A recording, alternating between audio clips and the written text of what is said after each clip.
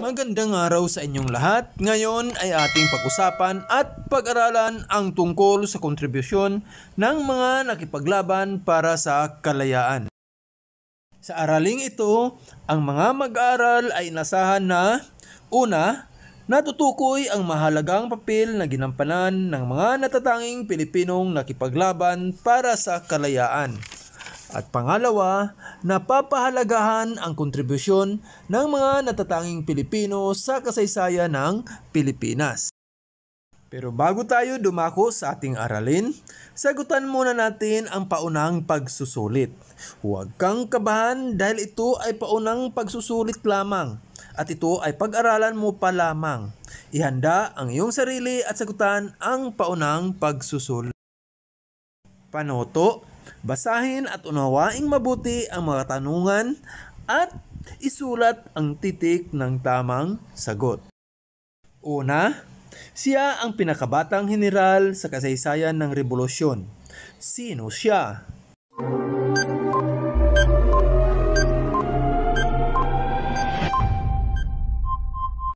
Pangalawa, bakit isa sa mga natatanging bayaning Pilipino si Gregorio del Pilar?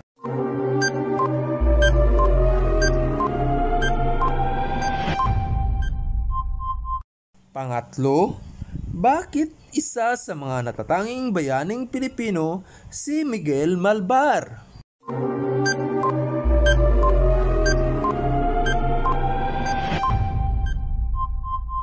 Pang-apat, ang kinilalang utak sa himagsikan at tagapayo ni Aguinaldo ay si...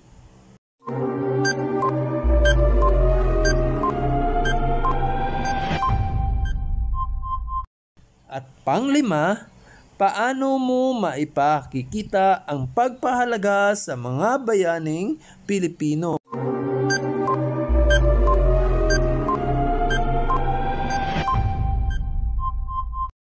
Ganito rin ba ang mga sagot mo? Ngayon, magbalik tanaw muna tayo sa nakaraan nating aralin tungkol sa digmaang Pilipino at Amerikano. Panoto. Basahin at unawain ang mga pahayag. Lagyan ng check ang guhit sa tapat ng pangyayaring naganap sa panahon ng pakikipaglaban ng mga Pilipino sa mga Amerikano. At ikis naman ang hindi. Una, nagkaroon ng palitan ng putok ang pangkat ng mga Pilipino at Amerikano dahil pinaputukan ng isang kawal na Amerikano ang isang sundalong Pilipino sa kanto ng Daang Susaygo at Daang Silencio sa Santa Mesa, Manila. Check kaya ito o ikis?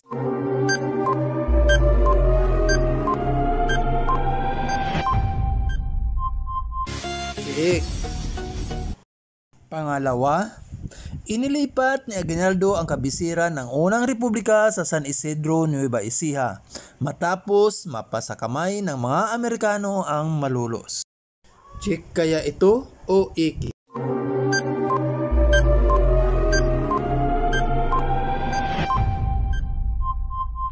Check. Pangatlo, nadakip sa pasong tirad si Aguinaldo at ang mga kasama niya habang tumatakas patungong Isabela. Check kaya ito o iki?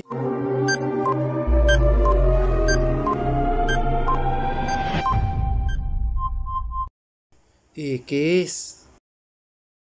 Pang-apat, ang maayos na samahan ng mga Pilipino at Amerikano sa Balanghiga, Samar ay nasira ng bugbugin ng dalawang kawal na Amerikano ang binatang tagapagbantay ng tuba.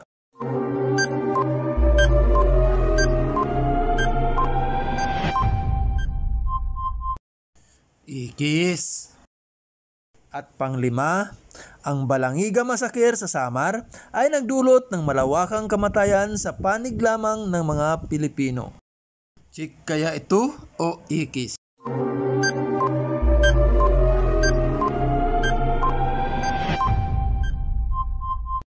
Ikis. Ngayon ay dumako na tayo sa ating aralin. Ang kontribusyon ng mga natatanging Pilipinong nakipaglaban para sa kalayaan.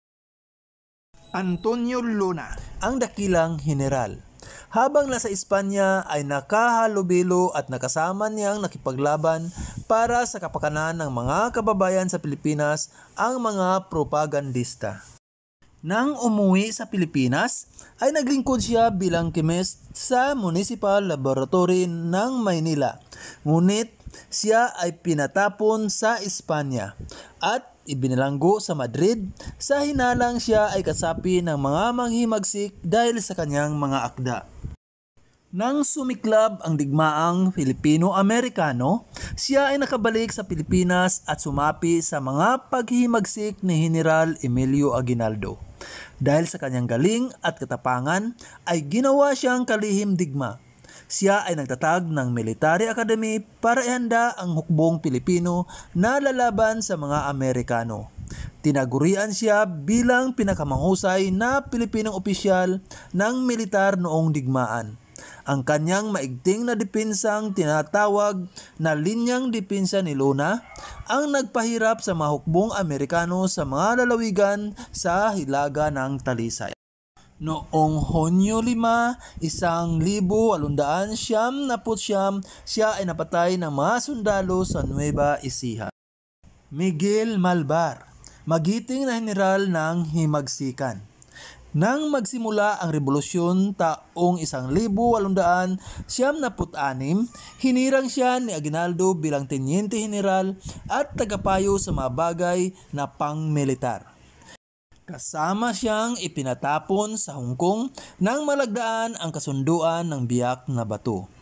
Sa digmaang Filipino-Amerikano, itinaga siyang maging sangay ng general sa mga lalawigan sa katimugang Luzon ni Aguinaldo.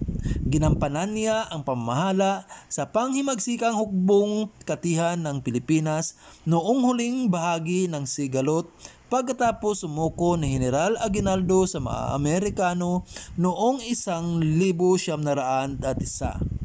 Noong Abril 16, 1902, sumuko si Malvar kay General Bell at natili siya sa bansa hanggang sa kanyang kamatayan noong Oktubre 13, 1911. Marcelo H. del Pilar, dakilang propagandista, Plaridel. Gamit ang itinatag na Diaryong Tagalog ay binatikos niya ang pang-abuso ng mga praile at kalupitan ng pamahalaan. Noong Agosto 3, 1888 ay sinulat niya ang polyeto na pinamagatang Kaiigat Kayo na sagot sa polyeto ni Padre Rodriguez na bumatikos sa Noli Me Tangere ni Jose Rizal. Iniutos na siya ay dakpin dahil sa talas ng mga pagbatikos sa nagharing uri at relihiyon.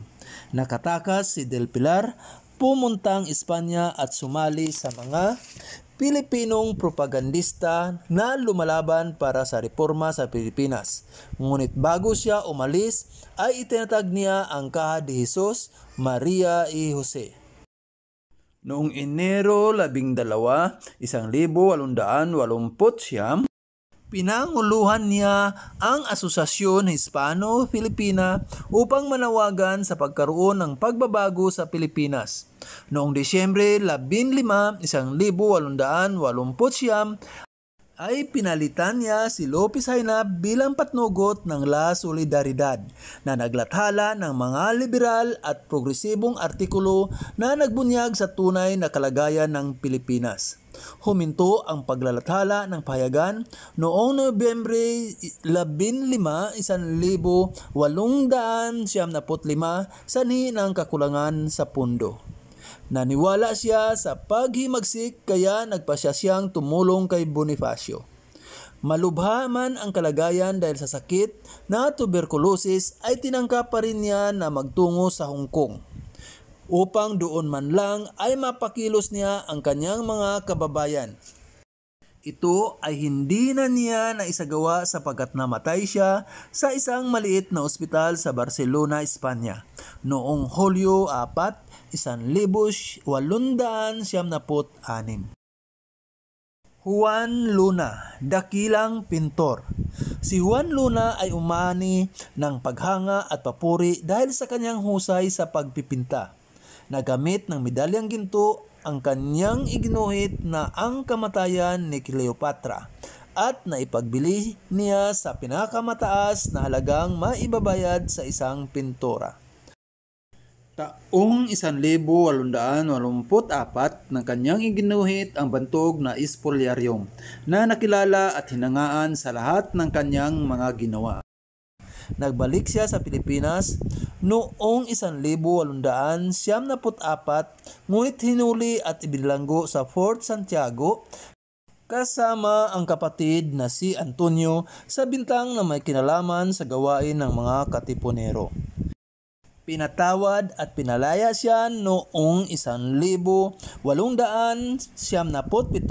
at sa taong 1878 siya ay tinalaga ni General Aguinaldo na isang sugo sa Europa para ipresenta ang panig ng mga Pilipino sa usaping pangkapayapaan. Siya ay natake sa puso at namatay noong Disyembre 7, 1879 sa Hong Kong. Gregorio del Pilar, bayani ng Pasong Tira. Nagpakita siya ng katapangan nang palitan niya ng mga pahina na pinilas niya mula sa kanyang tiyuhing si Marcelo, ang aklat na ipinamudmod ng isang pari na tumiligsa sa mga Pilipinong nagpapakasakit alang-alang sa bayan. Nais niyang ituwid ang mga maling paratang ng mga Espanyol sa mga Pilipinong reformista. Hindi nagkaroon ng katuparan ang pangarap niyang makapagturo sapagkat sumiklab ang himagsikan. Sumapi siya sa pangkat ni Colonel Vicente Enriquez kung saan bunga ng maigting na pakikipaglaban siya ay nahirang bilang tenyente sa gulang na 19 at general ng isang brigada sa gulang na 22. Ang pagsalakay niya sa Paumbong, Bulacan at Kingwa, ngayon ay Plaridel, Bulacan, ang nagpatanyag sa kanya, kaya itinaas siya ni Aguinaldo bilang tenyente. Namatay siya at ang kanyang pangkat noong Disyembre 2, 1879 sa Pasong Tirad, nang nagpaiwan sila upang abangan ang mga kaaway habang tumatakas ang pangkat ni Aguinaldo. Apolinario Mabini, dakilang lumpo, dakilang paralitiko. Sumapi siya sa La Liga Pilipina at naging aktibong kasapi noong siya ay nag-aaral ng abogasya. Taong 1876 nang magkasakit siya ng paralisis na naging dahilan sa kanyang pagkalumpo. Lihim siyang pinatawag ni Aguinaldo at ginawa siyang opisyal na tagapayo. Nang pasinayaan ni Aguinaldo ang pamalaang republika, inatasan siya bilang kalihim panglabas at pangulo ng mga konseho. Sa panahong ito, isinulat niya ang kanyang tanyag na akdang Tunay na Dekalogo. Taong 1879 nang si Mabini ay dakpin at ipinabilanggo ng mga Amerikano sa Nueva Ecija, kung saan niya isinulat ang pagbangon at pagbagsak ng himagsikang Pilipino, El Simel de Alejandro at El Lebra, Enero 5, 1901 nang siya ay pinatapon sa Guam kasama ng iba pa, ngunit nagbalik siya sa bansa noong Pebrero 1903 kapalit ng panunumpa ng katapatan sa pamalaang Estados Unidos. Namatay siya sa sakit na kolera sa edad na 30 noong Mayo 13, 1903 sa Naghatahan, Manila. Emilio Aguinaldo, Pangulo ng Unang Republika ng Pilipinas. Sumapi siya ng katipunan bilang isang tenyente, ngunit naging general makalipas lamang ang ilang buwan dahil sa malimit na pagkapanalo ng kanyang pinamunuang pangkat. Siya ay kusang nagpatapon sa Hong Kong kasama ang ilang opisyal ng kilusan nang naglagdaan ang pak o biyak na bato. Hindi natupad lahat ang mga ipinangako ng mga Espanyol, kaya nang mag-umpisa ang giyera ng mga Espanyol at Amerikano noong Abril 1878 ay bumalik si Aguinaldo sa Cavite at ipinagpatuloy ang pakikibaka sa tulong ng mga Amerikano. Noong Hunyo 12, 1878 ay itinatag niya ang unang Republika ng Pilipinas sa Kawit, Cavite, kung saan siya ang naging kauna-unahang Pangulo ng Pilipinas. Nang maging ganap na lantad ang mga hangarin ng Estados Unidos hinggil sa Pilipinas, muli niyang pinamunuan ang isang pag-aklas noong 1879. Nadakip siya sa bandang huli ng mga Amerikano noong Marso 1901 at nanumpa ng katapatan sa Estados Unidos. Subalit nagsuot ng isang itim na botay hanggang sa tuluyang nakamit ng Pilipinas ang kalayaan noong 1946. Tumakbo siya bilang Pangulo noong 1935, ngunit nagapi sa halalan ni Manuel Quezon. Sa mga huling panahon ng kanyang buhay, nagsilbi siya sa Konseho ng Estado ng Pilipinas. Matapos mong malaman ang kanilang ginawa at naging bahagi para ipagtanggol ang kalayaang iyong tinatamasa, ano ang nasa iyong isipan at iyong naramdaman? Ngayon, para sa ilang gawain, kilalanin at isulat ang pangalan ng bayani na tinutukoy.